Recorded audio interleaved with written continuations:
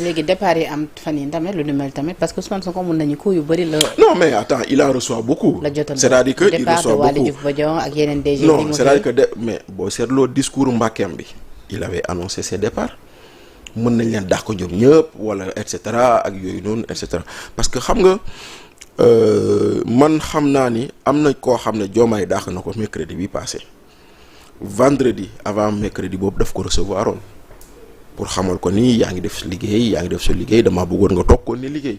kooku xamal ko ni Sonko laa tànn.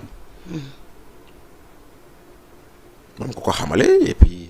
mu respecté choix mu ne ko nag damay indi koo xam ne man dina ma liggéey donc il reçoit des vagues parce que aujourd'hui lu leen xaw a may chance tuuti defe naa léegi conseil des ministres tous les 15 jours la.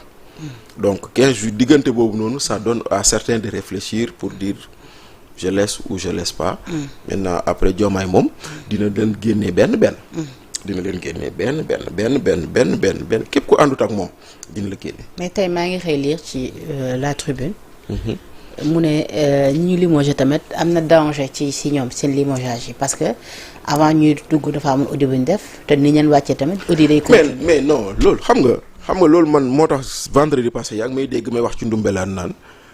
am na ñoo xam ne dàq nañ leen mën na am c'est des raisons politiques mais bu leen fàtte ni y a des raisons de gestion parce que conseil des ministres bi jàll dégg ngeen président Diomaye di wax ci gestion administration publique yi mu ne gars yi du ñu respecter yenn procédures yi si acquisition de véhicules yi yaa ngi dégg mu si wax mais est-ce que nekkul di wax ak Dahirou Thiam bu ARTP. parce que dégg nañ ci réseaux sociaux yi ñu naan dafa def benn plan-car te pourtant Ousmane Sonko ba muy nekk premier ministre moo jëloon circulaire ne nañu daggal plan-car yi. est-ce que du loolu tax muy wax.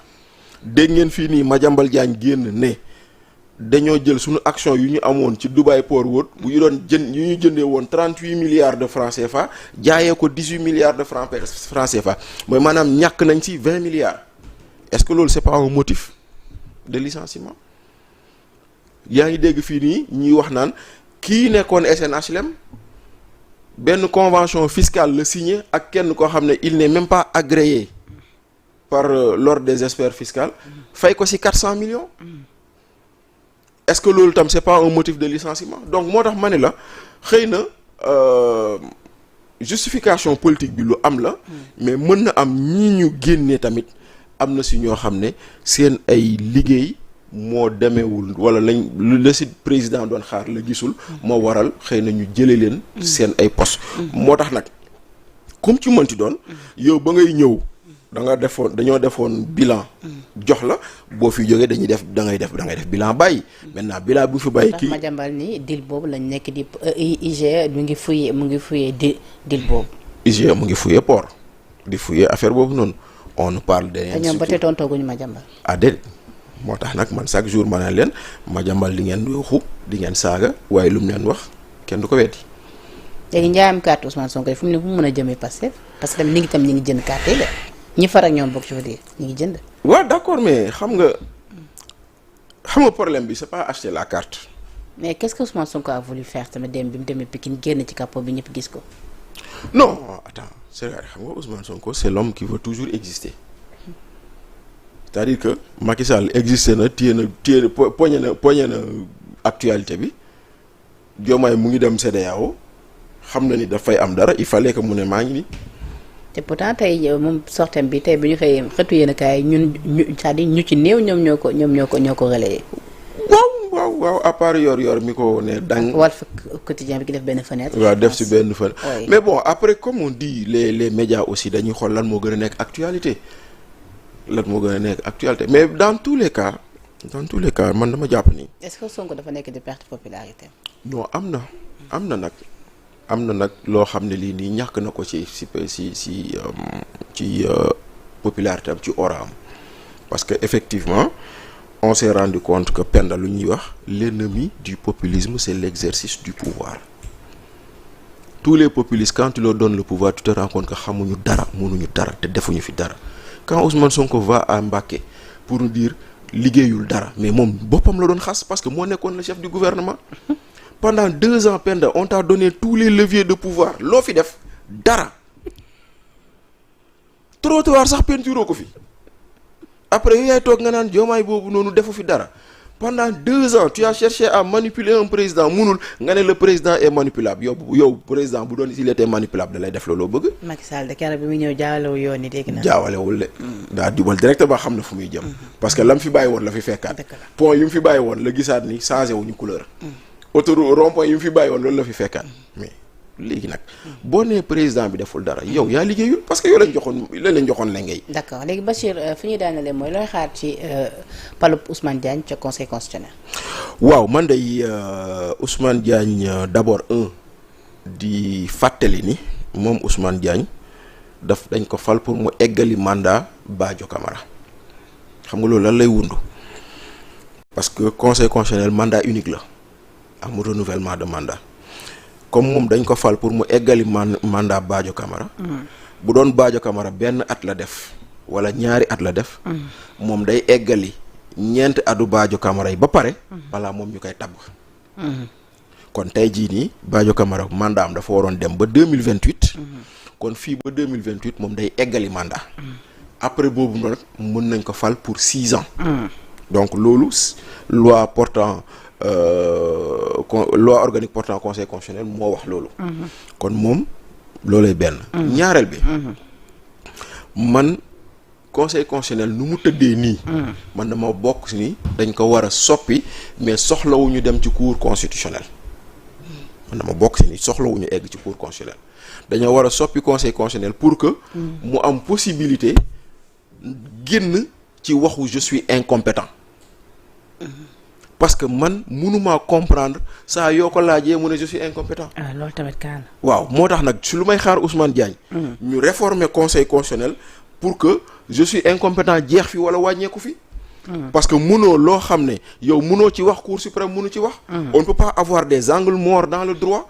mooy maanaam lii Penda mënu ko àtte. Bachir mënu ko àtte kenn mënu ko àtte déet. il faut mu am ku ko mën a àtte.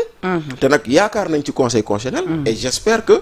je suis incompétent dina fi jeex. d'autant plus que gis naa le magistrat ou l'ancien magistrat Ousmane Kane ancien président de la cour d'appel de Kaolack mu ne conseil constitutionnel warul woon wax ni dafa incompétent sur le retour de Sonko à l'Assemblée. waaw. mu ne warul woon wax ni conseil constitutionnel dafa incompétent sur le retour de Sonko te pourtant loolu moom magistrat bu wax sunu classe gi ñun loolu mooy sunu xalaat. mais ñun ne sommes pas des juristes ay analystes kese lañ. maintenant am nañu gëm ni bu fi fekkoon Ousmane Diagne. il se serait pas déclaré incompétent. kon nag comme loolu lañ gisoon ci moom. mooy un magistrat boo xam ne quand il s'agit de prendre des décisions et il le fait. on espère qu'il le fera. parce que waxtu bi jeex na tàggatoo le mot de la fin. gaaw na de. gaaw na kay def nañ benn waxtu fédération bi tamit fàtte naa fédération bi. assemblée dina saytu seen gestion ni ki le 22 juillet ci assemblée nationale. liir naa tey jii xaw ma ban journal les échos la xaw ma source a bu bind ni ndekete ñoom dañuy wax dañuy saytu te lettre sax yónneewuñu ko gaañi. waaw liir naa ko tey rek si kii. te annonce ba jib te annonce bi jëpp xam nga moo tax nag gis nga loolu moo tax ma naan la populisme baaxul dañoo war a former tuuti nag. non loolu moo tax populisme baaxul gis nga booy def il faut faire les choses de bien. booy invité nit da nga koy invité de façon officielle doo xëy annoncer ay audition te yow correspondant sax bindoo ko yónnee ko nit ñi pour ñu mën ko jot ba ñu mën a ñëw ou pas. maintenant nag fédération de foot dañuy xaar si ñoom ñu def bilan. bu ñu wax ñu lu nekk fan lañ ko def et je salue aussi attitude ministre des sports bi ba coow li commencé bëri mu ne leen balaa teer noppi leen. ba pare ñu bloqué gum demu Pape Thiaw le temps ñu. voilà ñu gëstu. waaw ñu bloqué gum demu Pape Thiaw le temps ñu gëstu loolu parce que effectivement ministre des sports mooy recruter Pape Thiaw donc yooyu yëpp. dafa am yoo xam ne dañ ko war a xool te j'espère qu'on fera un bilan exhaustif de tout de l'aspect sportif de l'aspect financier de l'aspect encadrement du leneen ak leneen et que au sortir de ça on va en tirer des leçons pour améliorer sunu fédération ak sunu équipe nationale ndaxte fii laa la waxoon fii Penda newoon naa la ñun nous avons une équipe de classe mondiale et nous avons des dirigeants de niveau nawetaan mu am sama benn grand bu ma woonee ma booy waa nawetaan sax ñoo gën a professionnel ñii parce que waa nawetaan au moins xam nañ seen ay règlement waaye loolu yëpp day wone ni on n'a pas encore les dirigeants que nous avons à la fédération malheureusement tàggatal Bachir jërëjëf. bëggati naa. man maa la gën a bëgg. saa yoo ñëwee mu gën. waaw Fofana. Fofana waaye borom Kolda. te borom Vélingara. borom Vélingara. waaw te di la jox dëgg daja beneen yoon incha allah. incha allah dans 15 jours. bu soobee yàlla incha allahu rabbi.